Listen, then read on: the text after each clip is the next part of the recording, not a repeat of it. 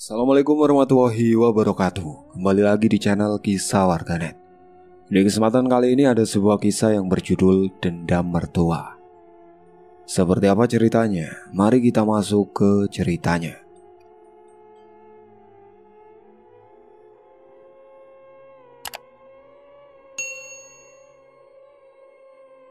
Duk, kamu sudah yakin sama dia? Apakah kamu sudah mantap dengannya? Ucap seorang bapak, yaitu Pak Syukur, pada anak gadisnya, Noni. Sudah Pak, aku yakin sama dia. Dia juga sayang dan tulus sama aku, ucap Noni. Duk, kamu kan baru kenal 2 bulan. Apakah kamu gak jalani aja dulu lebih lama lagi? Dia dari keluarga orang berpunya, sedangkan kita hanyalah orang biasa. Bapak takutnya nanti kamu di sana tidak dihargain, Dok. Ucap Pak Syukur yang khawatir akan pilihannya Noni. Noni ini sudah berumur matang dan siap untuk menikah. Dan semenjak 2 bulan yang lalu kenal orang di tempat kerjanya, di mana orang itu adalah orang baru di kantor Noni bekerja.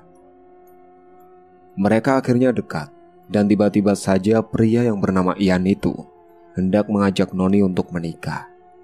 Padahal baru kenal 2 bulan dengan Noni.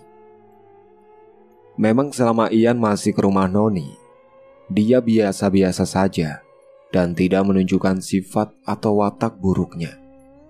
Tapi Pak Syukur tetap ragu saja.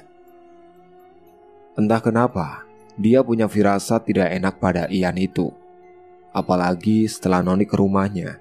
Ya, katanya Ian ini berasal dari keluarga yang terpandang. Berbanding terbalik dengan keluarga Noni yang hanya tinggal dengan Pak Syukur saja di rumah, karena ibunya sudah meninggal dunia. Bahkan profesi Pak Syukur di rumah hanyalah penjual sayuran di pasar. Namun kala itu, Noni masih kekeh dengan pilihannya dan mencoba meyakinkan Pak Syukur agar setuju dengan Ian.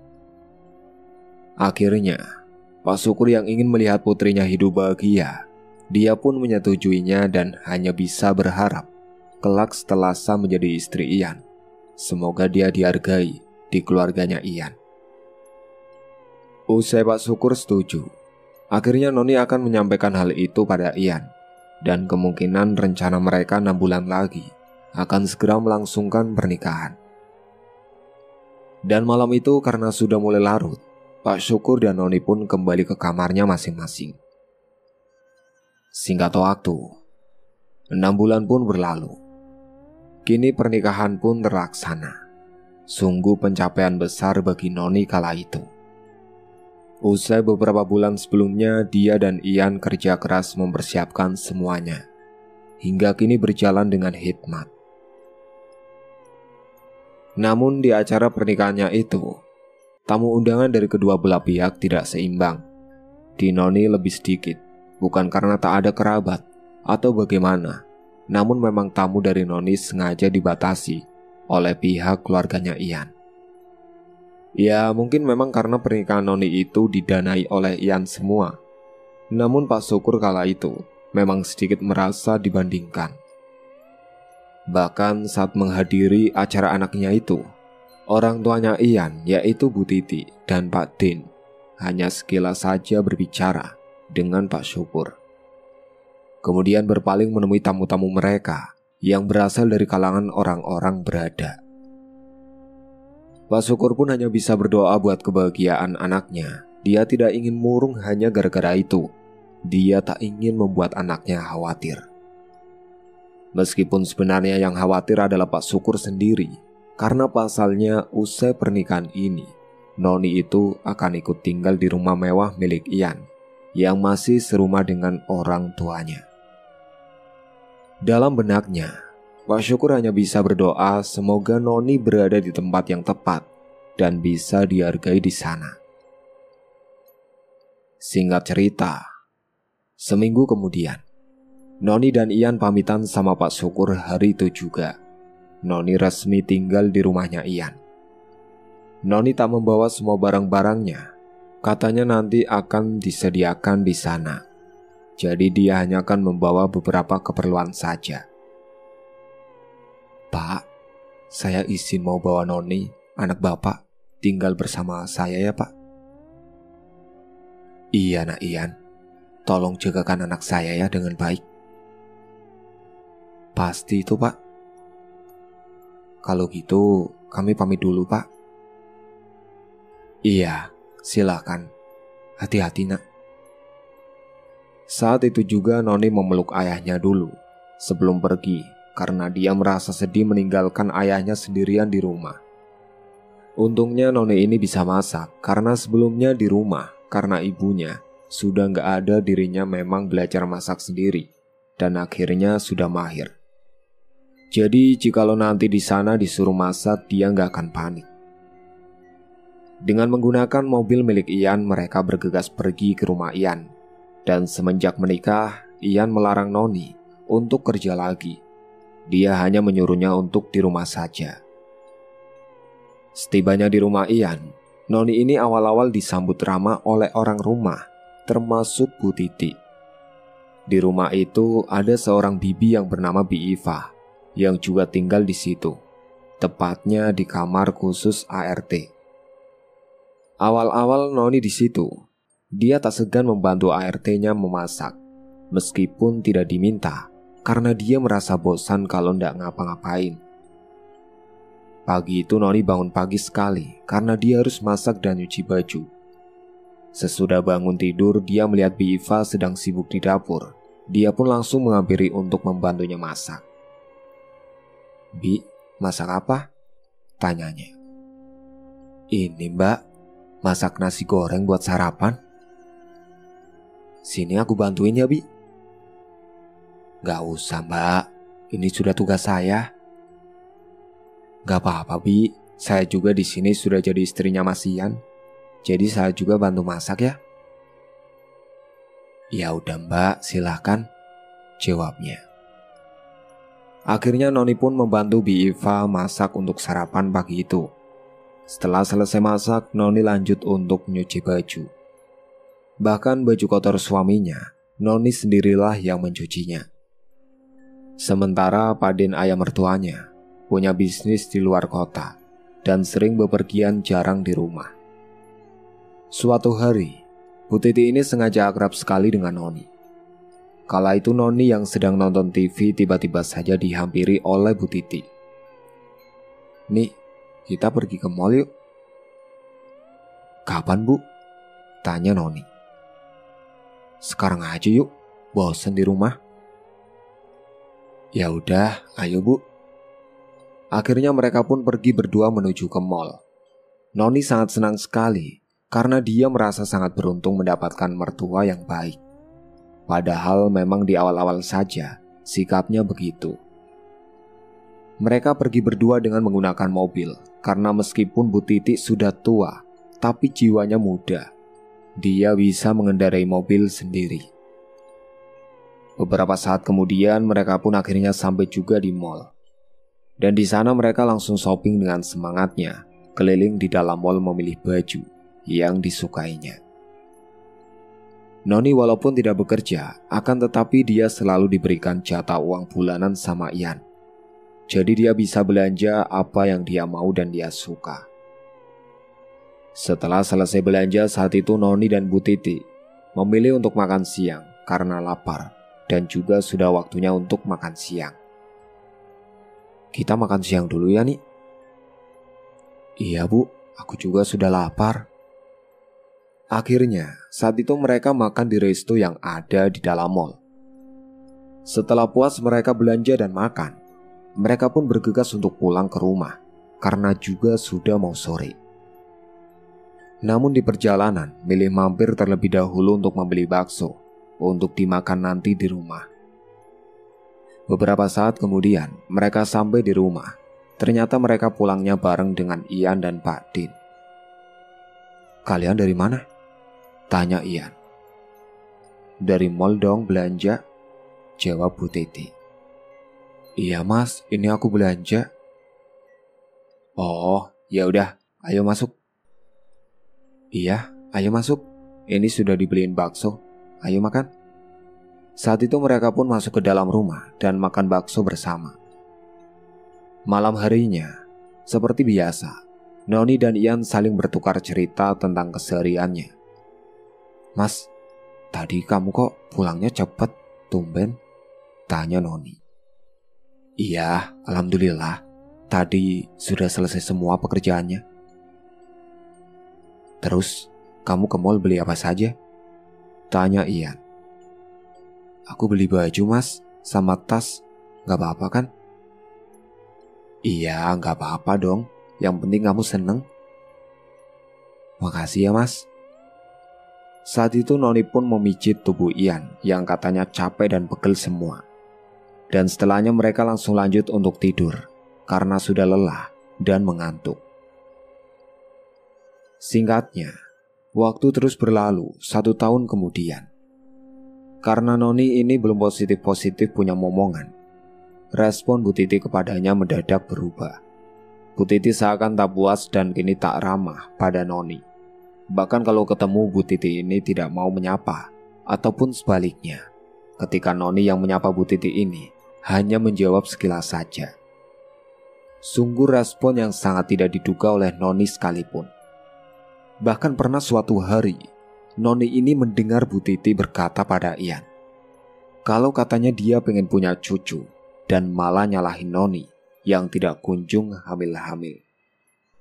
Noni yang kala itu mendengar sambil ngumpat. Dia merasa sedih. Padahal kehamilan itu tergantung keputusan Sang Maha Pencipta, sedangkan hambanya hanya bisa berusaha. Dan semenjak saat itu, Ian juga seakan menuntut Noni agar bisa jaga pola makan, agar dirinya bisa cepat hamil saat dibuahi. Semenjak itu juga, Ian ini berkurang romantisnya. Bahkan meskipun punya banyak uang, Noni ini jarang banget diajak belanja baju-baju baru. Bahkan waktu di rumah, Noni ini malah disuruh pakai pakaian rumah biasa ataupun sekedar daster. Berbanding terbalik dengan Bu Titi yang meskipun di rumah, pakaiannya mewah-mewah. Dan yang membuat Noni terkejut, saat Bu Titi minta uang berapapun pada Ian, maka akan dikasihnya. Berbeda dengan Noni yang mencoba meminta, namun hanya dikasih sedikit. Bukan karena Noni iri, dia hanya ingin suaminya itu juga perhatian sama istrinya sendiri. Atau setidaknya mengajak jalan dan belanja bareng. Karena semenjak dirinya belum hamil-hamil, Ian ini sudah gak pernah ngajak dia liburan atau sekedar me time berdua. Suaminya hanya sibuk kerja, pulang, berangkat, dan yang kebanyakan menikmati hasil kerjanya Ian, yaitu Bu Titi sendiri. Sore itu, Noni sedang menyapu halaman rumahnya, dan dia melihat ada Ian yang baru datang pulang kerja. Hari itu ternyata Ian sudah gajian. Noni pun menyambut kedatangan suaminya dengan mencium tangannya, akan tetapi suaminya itu malah cuek dan langsung pergi masuk saja. Akhirnya Noni pun segera menyelesaikan menyapu halamannya. Dia tidak perlu ambil pusing. Dalam pikirannya Noni, kalau suaminya itu mungkin saja sedang ada masalah di kantor, atau mungkin kecapean, jadi sedang gak mood. Setelah selesai menyapu halaman rumahnya, Noni pun pergi masuk menghampiri Ian, yang sedang duduk di ruang tengah. "Mas, kamu kenapa?" tanya Noni dengan halus. "Apaan sih? Udah sana pergi. Bau tahu badan kamu," ucapnya sambil menutup hidungnya. Noni pun langsung kaget. Akan tetapi dia tetap merasa biasa, dan dia pun segera mandi dulu. Setelah selesai mandi, Noni baru menyiapkan air hangat untuk suaminya mandi. "Mas, itu air hangatnya sudah siap?" "Iya," jawabnya cuek. Ian pun bergegas segera mandi, karena dia tidak enak dibilang bau badan. Malam harinya, Noni dan Ian yang berada di dalam kamar. Noni mencoba untuk meminta uang jatah bulanannya kepada Ian. "Mas, kamu sudah gajian kan? Jatah bulanan buat aku mana, Mas?" "Ini," ucapnya sambil memberikan uang yang tidak seberapa. Makasih ya mas. Tapi maaf mas, kok cuma segini ya? Udah sih, terima aja. Pakai protes segala. Iya mas, makasih ya. Akhirnya Noni yang merasa tidak mood, dia pun memilih untuk tidur terlebih dahulu karena dia juga capek. Suatu hari Noni ini mendapatkan perlakuan tak enak dari Bu Titi. Kala itu di rumah kedatangan beberapa teman-teman arisan Bu Titi. Saat itu Noni disuruh bantuin Bi Iva untuk menyiapkan minuman dan cemilan. Dan Noni kala itu hanya mengenakan daster saja. Saat mengantarkan jamuan ke depan, sontak teman-teman Bu Titi ini menatap ke arah Noni dan menanyakan apakah itu pembantu barunya Bu Titi. Silakan ibu-ibu, jamuannya dimakan dan diminum. Iya, makasih ya. Jeng, ini pembantu baru ya? Saya kok baru lihat? Tanya salah satu teman arisannya. Karena Bu Titi gak menimpali, Bi Iva lah yang menimpal bahwa Noni ini bukan pembantu, melainkan dia istrinya Ian. Mungkin mereka pangkling karena Noni ini hanya pakai daster saja. Maaf Bu, dia bukan pembantu, tapi Mbak Noni ini istrinya Mas Ian. Sudah sana, kalian berdua masuk lagi. Iya Bu. Setelahnya Bu Titi menyuruh mereka berdua untuk segera kembali ke belakang. Dan salah satu temannya berujar, Jeng, gimana sih itu menantunya? Masa penampilannya urak-urakan gitu? Mana pakai daster doang lagi? Emang gak pernah perawatan ya? Kala itu Noni menguping dari jarak aman, dan dia dibuat ternganga saat mendapati jawaban respon dari Bu Titi. Sudah berkali-kali Jeng aku bilangin padanya buat merawat diri. Namun dia itu malah menolak, bahkan malah bangga dengan kekumalannya itu. Aku juga heran Jeng, kenapa anakku itu suka pada gadis seperti itu? Mana belum bisa ngasih momongan lagi? Ucap Bu Titi malah menjengkelkan menantunya sendiri. Tanpa sadar Noni yang mendengar itu dia menitikkan air matanya. Tak menyangka kalau mertuanya sendiri akan menjelek-jelekan dirinya di hadapan teman-temannya itu. Kenapa ibu ngomongnya begitu? Apa salahku? Gumam Noni. Dia pun segera beranjak ke kamarnya agar tidak ketahuan orang rumah kalau dirinya habis nangis. Malam harinya di kamar Noni. Noni ini nyeritain apa yang dikatakan Bu Titi tadi siang pada Ian. Namun Ian menyangkal bahwa ibunya tak mungkin berkata seperti itu. Mas, aku mau ngomong sama kamu. Ngomong apa sih? Tinggal ngomong aja, apa susahnya sih? Ucap Ian. Tadi pagi kan di rumah ada teman-teman arisannya ibu. Terus aku nganterin minum dan makanan buat mereka. Tapi mereka mengira kalau aku ini pembantunya. Dan ibu kamu malah bilang kalau aku katanya gak pernah mau beli baju baru dan perawatan mas. Aku malu mas. Ibu gak mungkin lah ngomong seperti itu, jawab Ian. Tapi mas. Namun Ian tidak membalasnya lagi karena dia fokus dengan HP-nya yang dipegang. Kemudian Noni minta pada Ian untuk membelikan beberapa baju yang pantas untuknya agar tidak dikira pembantu. Akan tetapi Ian hanya bilang nanti-nanti saja. Dia akan carikan buatnya tanpa harus ikut belanja. Mas, belikan aku baju baru ya, supaya aku tidak dikira pembantu. Sudah lama juga aku gak pernah belanja mas. Iya, nanti aku belikan, tapi aku yang carikan sendiri. Kamu gak usah ikut ya. Kenapa mas emangnya? Udah sih diam, kebanyakan nanya kamu itu. Gak lihat apa aku lagi sibuk? Noni pun kesal dan mutusin untuk tidur saja. Dia sungguh tak mengira rumah tangganya akan jadi seperti ini. Mertuanya yang semena-mena dan bahkan suaminya sendiri yang tidak mau dengerin permintaan istrinya. Hingga puncaknya, suatu hari Noni dijebak oleh Bu Titi. Bu Titi ini berniat akan menikahkan Ian dengan anak dari teman arisannya yang cakep dan tajir. dan Bu Titi mencari cara untuk membuat Ian menceraikan Noni. Hari itu Bu Titi menyuruh seseorang pria yang bahkan dia tidak kenal, disuruh datang ke rumah untuk mengaku sebagai tamu Bu Titi. Kala itu Noni belum melihat kedatangan laki-laki itu karena dia sedang berada di dalam kamarnya, dan Bu Titi ini memberikan perintah kepadanya. "Hei, ingat ya, nanti kamu harus berpura-pura sedang dekat dengan menantuku." "Iya, siap Bu, aman. Semua akan saya laksanakan." "Bagus kalau gitu." Dan setibanya di rumah, Bu Titi ini menyuruh Noni ke pasar untuk belanja sayuran yang dimintanya. Bu Titi menyuruh pria itu untuk mengantarkan Noni ke pasar dengan alasan pria itu juga mau beli sesuatu. Namun dirinya yang mengaku bukan dari daerah situ. Dia tak tahu jalannya. Akhirnya Noni yang tadinya menolak, kini dia mau ke pasar dengan pria itu menggunakan mobilnya. "Nih, tolong kamu ke pasar ya, belanja sayuran." "Iya Bu." "Kamu bisa kan antar Noni ke pasar?" "Nggak usah Bu, aku bisa sendiri. Lagian biasanya aku juga pergi ke pasar sendiri kok." "Nggak apa-apa Mbak, ayo saya antarkan. Soalnya saya juga sekalian mau beli sesuatu.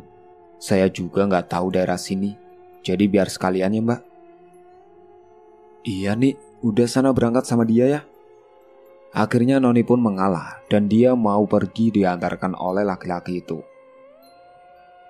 Singkat cerita, mereka pun beranjak ke pasar. Namun tanpa sepengetahuan Noni, di dalam mobil dari sisi kanan dan belakang ada kamera tersembunyi.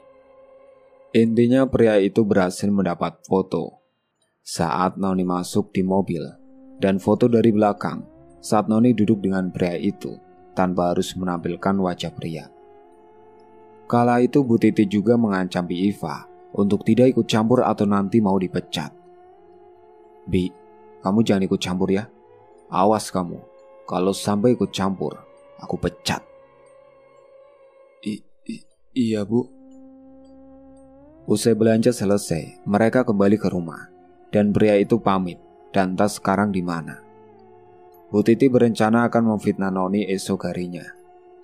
Dan singkatnya, esoknya sebelum Ian pulang kerja, Bu Titi yang sudah menyuruh Bi Iva untuk pulang kampung dulu, dan hanya Noni di rumah yang sedang beres-beres. Bu Titi kemudian mengirimkan foto kemarin kepada Ian dan Pak Din dengan caption, "Noni diam-diam jalan sama pria lain." Sontak Ian dan Pak Din pun kaget melihat foto itu. Murka, tentu saja, dengan mudahnya mereka terpancing jebakannya Bu Titi. Mereka segera pulang dengan cepat. "Kurang ajar," geram Ian. "Berani-beraninya dia selingkuhin aku," imbuhnya. "Gak nyangka menantuku berbuat seperti ini," gumam Pak Din. Kala itu Noni masih rebahan usai membersihkan dapur, dan tanpa sepengetahuannya, Bu Titi ini mengacak-acak dapur jadi berantakan. Dan dia juga pura-pura lagi bersihin dengan baju yang sengaja dikotorinya.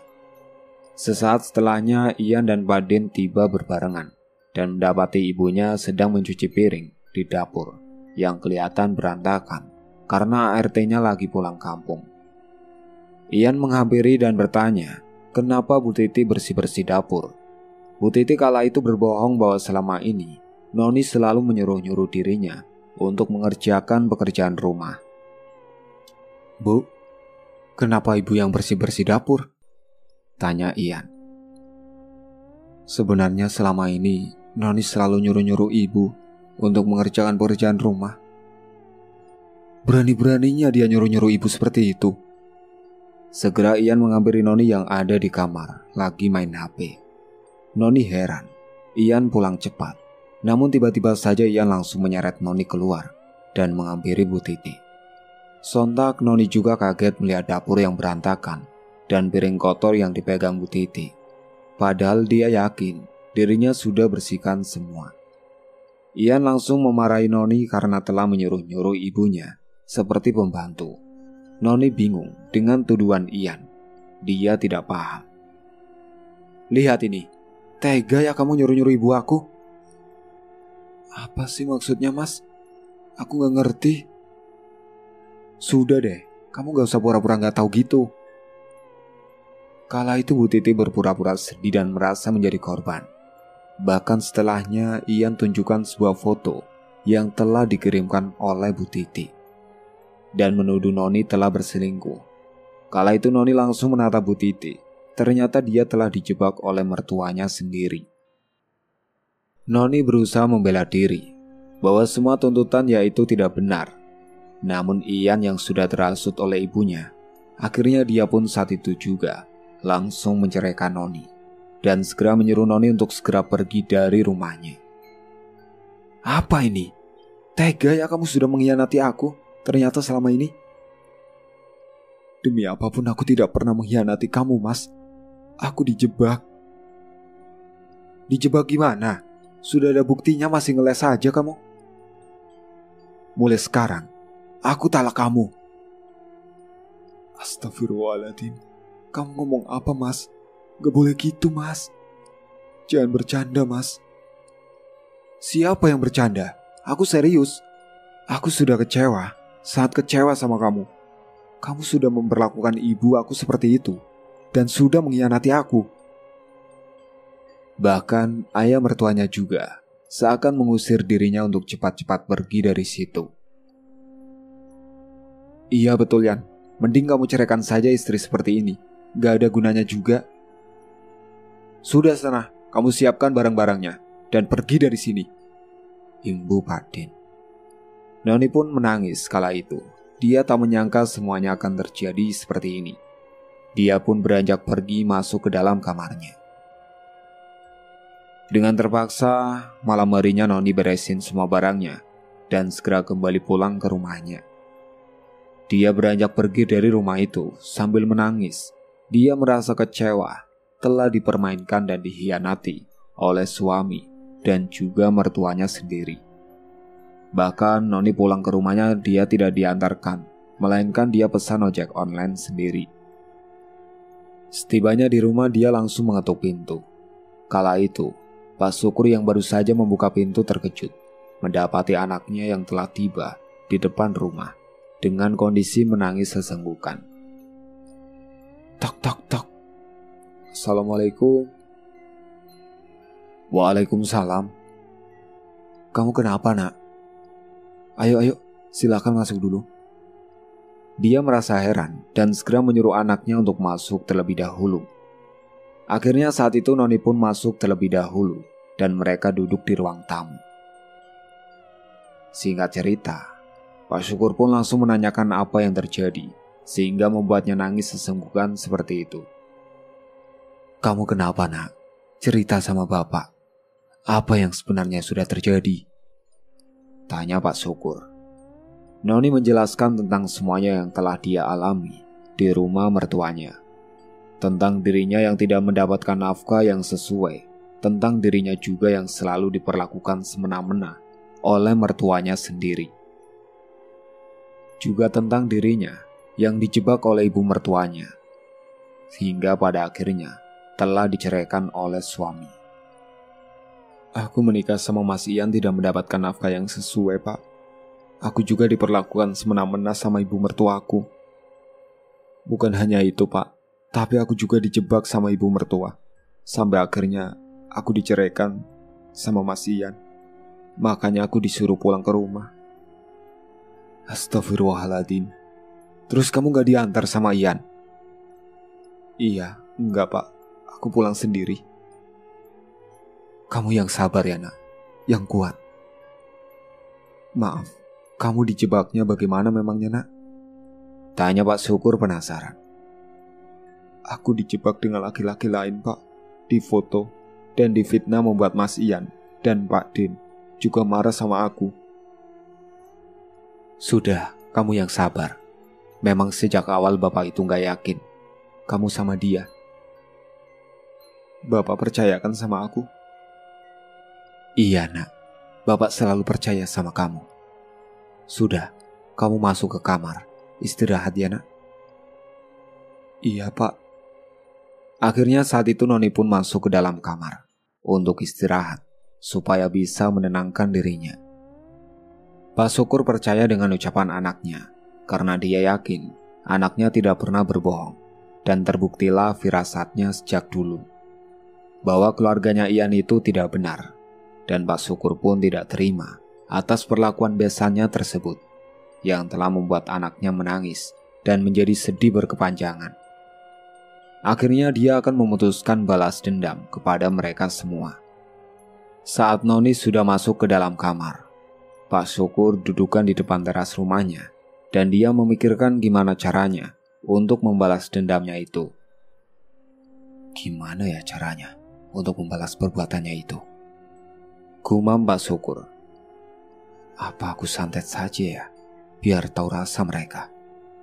Geramnya. Karena Pak Syukur sudah benar-benar benci sekali dengan keluarga mantan mertuanya Noni yang sudah membuat anaknya menderita. Sementara beberapa hari kemudian, Bu Titi mengenalkan wanita lain kepada Ian. Rencananya, Ian akan dinikahkan dengan wanita itu. Kembali ke rumah Pak Syukur, Noni semenjak itu hanya mengurung diri di kamar dan sedih berlarut-larut. Pak Syukur kemudian pergi keluar sebentar dengan motornya. Dia menuju ke sebuah rumah yang ada di desa lain, yang dekat dengan hutan. Dan setibanya di lokasi yang dituju, dia segera memarkirkan motor dan menyambangi sebuah rumah kayu yang berdiri sendirian di situ. Tok tok tok. Permisi, ucap Pak Syukur. Tiba-tiba suara pintu dibuka. Usai mengetuk pintu muncullah seorang kakek tua dari balik pintu dan langsung menyuruh Pak Syukur untuk masuk ke dalam rumah. Mari, silakan masuk ke dalam. Pak Syukur pun berjalan masuk ke dalam rumah setelah dipersilakan masuk oleh Mbah Dukun. Singkatnya, Pak Syukur kemudian jelasin maksudnya bahwa dia hendak menyantet beberapa orang yang telah membuat anaknya sakit hati. Mbah, saya datang ke sini dengan maksud mau menyantet beberapa orang yang telah membuat anak saya sakit hati.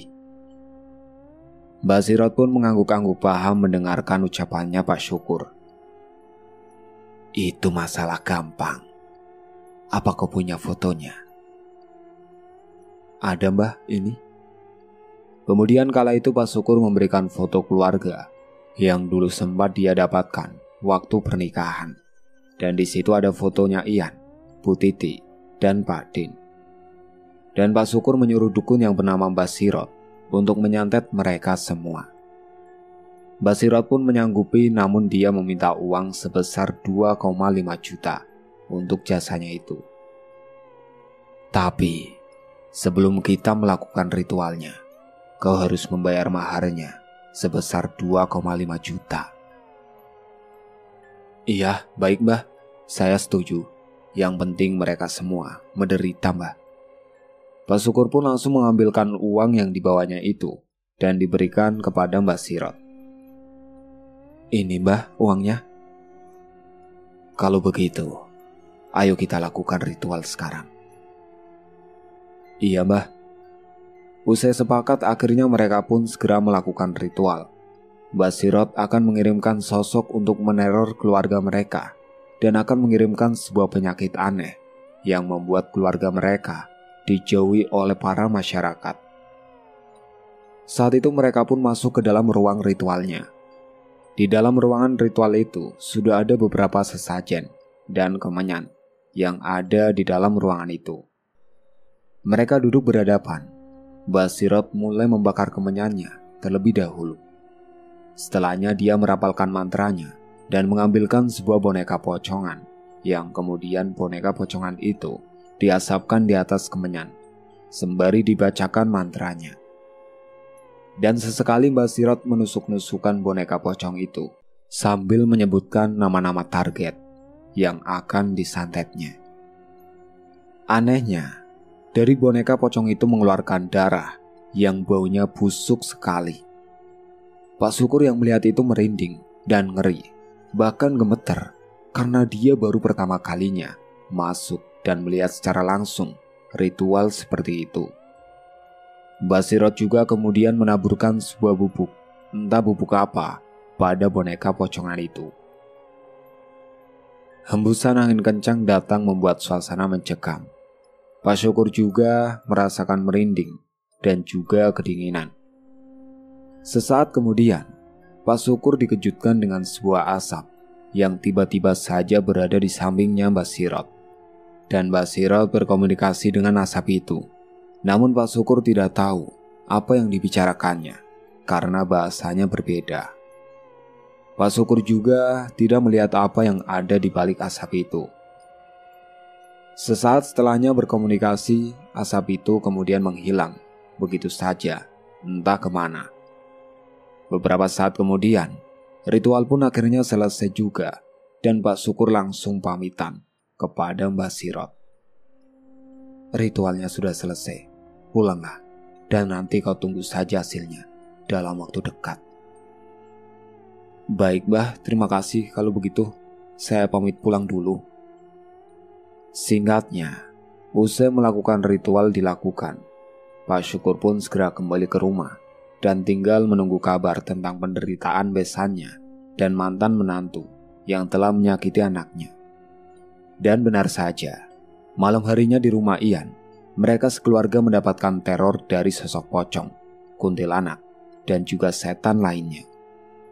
Mereka diludahi pocong yang sangat mengerikan, hingga akhirnya tubuh mereka bau busuk sekali. Malam itu, Ian yang baru saja pulang dari main dengan temannya, karena memang semenjak bercerai dengan Noni, Ian ini jadi keliaran, main kesana kemari, seperti masih lajang. Sesampainya di rumah, kedua orang tuanya sudah tertidur pulas. Ian pun pergi ke kamar mandi untuk cuci kaki dan mukanya. Namun saat dia beranjak di dalam kamar mandi, tiba-tiba saja dia dikejutkan dengan suara yang mengetuk pintu kamar mandinya. Tok tok tok. Iya, bentar, teriak Ian. Saat itu pikirannya Ian, ada ibu atau bapaknya yang mau ke kamar mandi. Dia pun segera membuka pintunya. Namun saat dia buka, betapa terkejutnya dia. Tepat di hadapannya ada sosok pocong yang sangat menyeramkan sekali. Wajahnya hitam legam dengan kedua matanya yang melotot dan mulut menganga, hancur penuh darah dan nanah. Sontak ia pun langsung terbujur kaku tubuhnya dan tidak bisa digerakkan. Dia pun ikut menganga. Hingga akhirnya Ian pun ambruk pingsan di depan pintu kamar mandinya. Sementara malam itu, Bu Titi yang sudah tertidur pulas, dia bermimpi buruk. Kala itu Bu Titi bermimpi di sebuah kuburan yang sangat sepi dan gelap sekali. Kala itu Bu Titi kebingungan di dalam kuburan itu, dan tiba-tiba saja hembusan angin kencang datang ke dalam kuburan itu, membuat Bu Titi merinding. Sesaat kemudian betapa terkejutnya dia melihat ada sosok pocong yang berada di bawah pohon besar yang ada di kuburan itu. Sosok pocong itu sangat menyeramkan sekali, hingga akhirnya Bu Titi pun berlari terbirit-birit, menghindari kejaran sosok pocong itu. Namun karena Bu Titi yang berlari itu tidak fokus, dia pun akhirnya ambruk jatuh tersungkur ke sandung gundukan makam. Dan bersamaan dengan itu, Bu Titi pun akhirnya terbangun dari tidurnya. Bu Titi bangun dengan nafas yang tidak beraturan, dan dia pun keringatan. Setelahnya Bu Titi pun hendak ke dapur, mengambil air putih karena haus. Namun sejak dirinya hendak ke dapur, dia dikejutkan dengan anaknya yang sudah terkapar di lantai depan kamar mandi. Ian, Pak, bangun Pak, Bapak, teriak Bu Titi. Pak Din yang saat itu baru terbangun dan segera menghampiri ke belakang. Ada apa Bu? Tanyanya. Ini lihat Pak, Ian pingsan. Ya udah, ayo kita angkat Bu. Akhirnya saat itu Ian pun langsung diangkat oleh Pak Din dan Bu Titi menuju ke dalam kamar. Namun Ian belum sadar juga hingga dibiarkan saja sampai pagi, karena pikirnya mungkin Ian tertidur pulas. Sedangkan Bu Titi lanjut pergi ke dapur untuk mengambil air putih karena tadi belum jadi. Saat dirinya sedang berjalan di dapur, tiba-tiba saja Bu Titi dikejutkan dengan bayangan hitam yang melintas begitu saja. Dan Bu Titi juga mencium bau busuk yang menyengat sekali Bu Titi terperanjat kaget ketika sendok tiba-tiba saja jatuh dengan sendirinya. Bu Titi pun makin merinding kala itu, dan dia segera kembali ke dalam kamarnya. Namun setelah dia kembali ke kamar, Bu Titi merasakan pusing pada kepalanya, dan juga merasakan gatal-gatal sekali, sampai pada akhirnya Bu Titi menggaruk-garuk hingga mengeluarkan darah.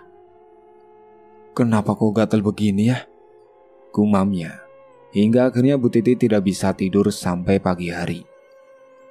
Pagi harinya saat mereka semua hendak beraktivitas, para warga yang melihat mereka yang tiba-tiba terkena penyakit aneh bintik-bintik dan bau busuk langsung menjauhi mereka semua. "Ih, baunya busuk sekali," ucapnya sambil menutup hidung. Hingga akhirnya Ian dan Padin yang berangkat ke kantor tidak percaya diri. Mereka pun pulang ke rumah. Sesampainya di rumah, mereka bertiga saling menggaruk-garuk rasa gatalnya itu. Bahkan mereka saling bergantian di kamar mandi. Karena tidak kuat, mereka pun mandi terus. Siang harinya Bu Titi mengajak Ian dan Padin untuk pergi periksa ke dokter. "Ayo Pak, Ian, kita ke dokter periksa." Akhirnya mereka bertiga pun segera pergi menuju ke dokter. Namun setelah diperiksa oleh dokter, mereka tidak sakit apa-apa. Dokter pun hanya memberikan salep saja, dan setelahnya mereka pulang ke rumah. Beberapa hari kemudian, Bu Titi, Padin, dan Ian masih terus merasakan gatal, bahkan mereka sudah pindah-pindah ke dokter lain. Akan tetapi mereka sama saja hasilnya, hanya diberikan salep biasa. Bahkan setiap malamnya mereka selalu saja diteror oleh sosok-sosok yang mengerikan, membuat kejiwaan Bu Titi terganggu.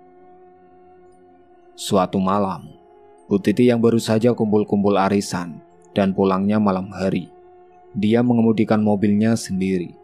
Namun saat itu Bu Titi melewati jalanan yang sepi dan gelap banget. Tiba-tiba saja, Bu Titi mencium bau busuk yang sangat menyengat sekali, dan dia juga merasakan gatal yang semakin teramat. Bahkan saat kumpul arisan, teman-temannya menjauhi Bu Titi yang baunya busuk dan banyak bintik-bintiknya. Mereka tidak seperti dulu kepada Bu Titi. Meskipun begitu, Bu Titi masih tetap ikut karena dia bosan di rumah. Di perjalanan, Bu Titi tiba-tiba mendengar ada suara wanita yang menangis di dalam mobilnya. Bu Titi pun terperanjat dan dia mencoba untuk menoleh ke belakang. Dan betapa terkejutnya dia saat melihat ke belakang. Ternyata ada sosok kuntilanak yang sangat menyeramkan, dengan kedua mata yang melotot dan wajah hancur, serta rambut yang acak-acakan. Seketika Bu Titi berteriak. Dia pun melajukan mobilnya dengan kecepatan tinggi, dengan badan yang masih gemetaran dan jantung berdegup kencang. Dia berhak sosok itu segera pergi dari belakangnya. Beberapa saat kemudian, akhirnya Bu Titi pun sampai juga di rumahnya. Sesampainya di rumah, Bu Titi masih terasa ngos-ngosan, sehingga dia ditanyai Padin. "Ibu kenapa Bu? Kok ngos-ngosan begitu?" Namun Bu Titi tidak menceritakannya kepada Padin, karena dia masih syok. Tengah malam, Bu Titi masih belum tidur, karena kepikiran dengan sosok kuntilanak yang dilihatnya di belakang mobil. Bu Titi malam itu merasa gerah sekali. Akhirnya dia memilih keluar dan menonton TV sambil mengusir rasa gerahnya itu. Namun ketika dia sedang asik nonton TV, tiba-tiba saja dikejutkan dengan ketukan pintu di depan rumahnya. "Tok tok tok." "Siapa ya malam-malam kini bertamu?" gumamnya. Akhirnya Bu Titi pun langsung beranjak untuk membukakan pintunya. Pintu dibuka. Namun saat pintunya dibuka, betapa terkejutnya dia melihat ada sosok tinggi besar berada tepat di hadapannya. Bu Titi pun langsung terbujur kaku tubuhnya, dan dia tidak bisa berteriak sama sekali. Pada akhirnya, Bu Titi pun ambruk pingsan di ambang pintu. Keesokan paginya, Padin dan Ian yang baru bangun mencari keberadaan Bu Titi. "Yan, ibumu di mana?" tanya Padin. Aku juga nggak tahu, Pak. Mereka pun mencari keberadaan ibunya itu. Beberapa saat kemudian, mereka terkejut melihat Bu Titi yang terkapar di lantai depan pintu. Pak, itu ibu pingsan. Ayo angkat, Yan. Akhirnya saat itu Pak Din dan Ian langsung mengangkat tubuhnya Bu Titi, dibawa masuk ke dalam kamarnya. Segera mereka mencoba untuk membangunkan Bu Titi yang belum sadar juga. Beberapa saat kemudian, akhirnya Bu Titi pun sadar, dan Ian pun langsung membuatkan teh hangat untuk Bu Titi. Ini Bu, diminum dulu, ucap Pak Din. Hari itu mereka bertiga benar-benar gatal-gatal sekali yang teramat. Bahkan Ian sampai menggaruknya dengan garpu.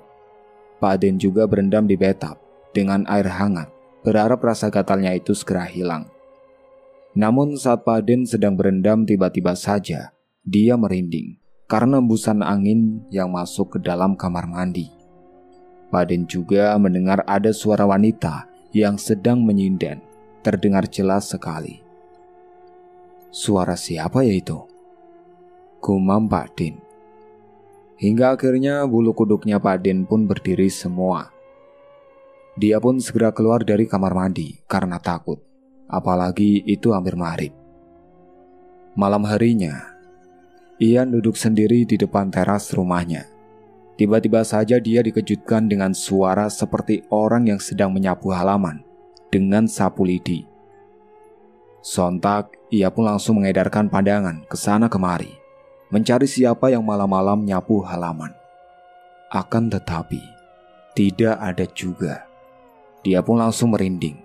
Akan tetapi tatapannya itu tertuju pada sebuah pohon besar yang ada di depan rumahnya. Dan di sana, dia melihat ada sosok tinggi besar yang sangat menyeramkan, dengan kedua mata merah menyala, dan gigi taring yang panjang dan tajam. Seketika, Ian berteriak. Ian pun segera beranjak masuk ke dalam rumah dengan lari terbirit-birit dan tidak lupa untuk menutup pintunya dengan rapat. Dan akhirnya dia menjadi gila disusul dengan Ian dan Pak Din yang gila juga. Akhirnya mereka sekeluarga suka jalan-jalan gak tahu arah dan selalu mengganggu warga sekitar. Warga yang merasa resah pun akhirnya mengirimkan mereka bertiga ke rumah sakit jiwa. Sementara harta di rumahnya tidak ada yang diwarisinya. Bahkan di rumah sakit jiwa pun, mereka selalu diganggu oleh sosok-sosok yang mengerikan juga. Dan pada akhirnya, mereka yang tidak kuat karena gangguan tersebut, mereka bertiga memutuskan bunuh diri dengan cara berbeda-beda. Ian yang minum racun, Bu Titi yang kendat dalam kamarnya, dan Pak Din yang menabrakkan diri ke sebuah motor yang lewat di depan jalan raya. Dan mereka sekeluarga pun meninggal dunia. Pak Syukur pun mendengar kabar kematian mereka sekeluarga. Dia merasa bangga dan puas karena berhasil membalaskan alasan dendamnya. Bahkan seiring berjalannya waktu, kini Noni akhirnya bisa menerima fakta itu dan dia mencoba untuk move on. Hingga pada akhirnya dia ketemu dengan seorang laki-laki yang benar-benar tulus menerimanya. Suatu saat seorang itu langsung berbicara pada orang tuanya Noni dan langsung disetujui saat izin mau menikahi putrinya yang sudah janda itu. Entah kenapa Pak Syukur merasa yakin bahwa pria kali ini bisa benar-benar menjaga anaknya dan menyayanginya secara tulus. Akhirnya segera mungkin pernikahan mereka pun segera dilaksanakan. Hingga akhirnya Noni dengan suami barunya kini hidup bahagia. Seharusnya mertua atau orang tua tidak berhak untuk ikut campur dengan rumah tangga anaknya, karena bisa menjadi benalu nantinya. Sebagai anak atau suami harus bijak dalam menyelesaikan masalahnya. Jangan terpancing emosi dan terasut dengan kejadian yang belum tahu kebenarannya. Balas dendam itu tidak baik. Sebaiknya kita harus ikhlas walaupun sakit dengan apa yang sudah menyakiti kita. Karena siapa yang menanam, dia yang akan menuai juga hasilnya nanti. Semoga kita selalu dikelilingi dengan orang-orang baik dan diperlakukan dengan baik. Perbanyak ibadah dan bertebal iman kita. Itulah akhir ceritanya. Sekian dari saya. Wassalamualaikum warahmatullahi wabarakatuh. Sampai jumpa lagi di cerita berikutnya.